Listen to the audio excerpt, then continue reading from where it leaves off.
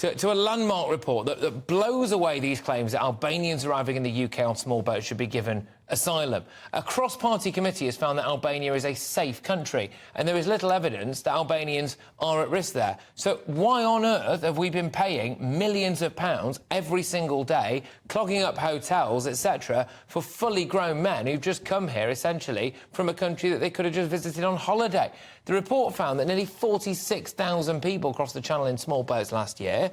More than a quarter of those, so around 12,000, were Albanian, though other reports have estimated that figure to be as high as 15,000. Hard to tell, given the fact that they're not always honest about where they've come from, and they don't tend to stick around that long once they get here either. But 10,000 of those who came from Albania last year were single adult men. Lee Anderson was on earlier. He said, we wouldn't want people who leave the women and children behind anyway in a time of strife, would we? But it means that the number of Albanians coming to the UK on small boats went up from 800 in 2021 to more than 12,000 last year. So those are the ones we know about. Those are the ones in this country that we know about. In conclusion, the report says that Albania is a safe country and there is little evidence that Albanians need asylum in the UK, though it does find that many women could be victims of trafficking. Joining me now is Jeremy Hutton from Migration Watch UK. Jeremy, a report that's taken a couple of years that demonstrates exactly what we all already knew and makes me even more angry about the tens of millions of pounds of taxpayers' money that has gone towards supporting people who, if they wanted to see Britain, should have just come here on holiday.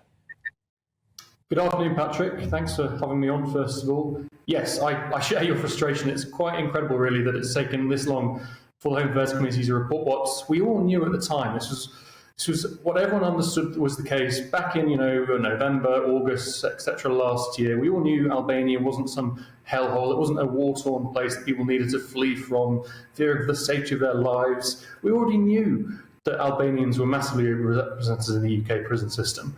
So it's quite inexplicable that it took them this long to get through this report, go on a little trip out to Albania and just tell us what was so obvious. But surely, Jeremy, now, we've got this massive backlog, OK, this asylum seeker backlog that we need to get through in order to clear these hotels and to get deportation flights taking off. If anyone has Albania as their nationality on it now, pretty much, they should presumably just be deported.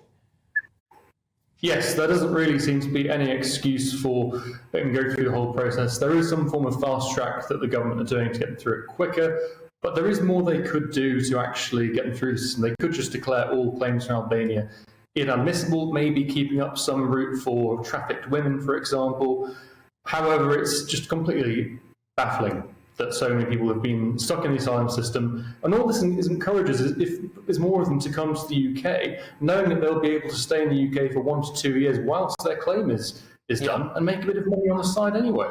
Well, absolutely. They can abscond, they could find a way of having children, they can do whatever. I mean, that report that came out that everyone was very happy to, batter the government with, going, you're losing children from these asylum seeker hotels. Excuse me.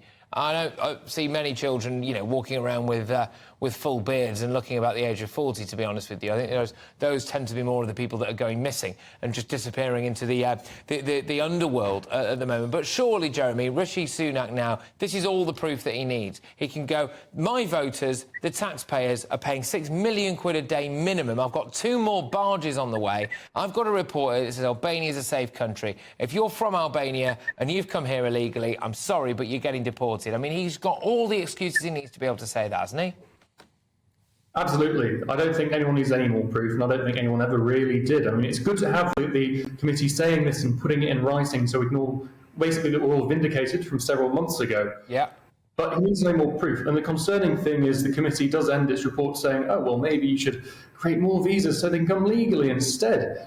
And I don't think that's really what people want. They see this as a problem. They want to stop that problem, not let more of them in on legal routes. Well, as the Albanian ambassador who was grilled by Lee Anderson basically had to front up to, which is that if you could come here legally through an existing visa scheme, which you have to meet certain economic requirements, then you would be doing it, really. And the reason that a lot of them are spending tens of thousands of pounds or thousands of pounds in order to come across the Channel illegally is, I suspect, very often so that we don't know exactly who they are or maybe what their criminal record has been. But Jeremy, thank you. Jeremy Hutton there from Migration Watch UK.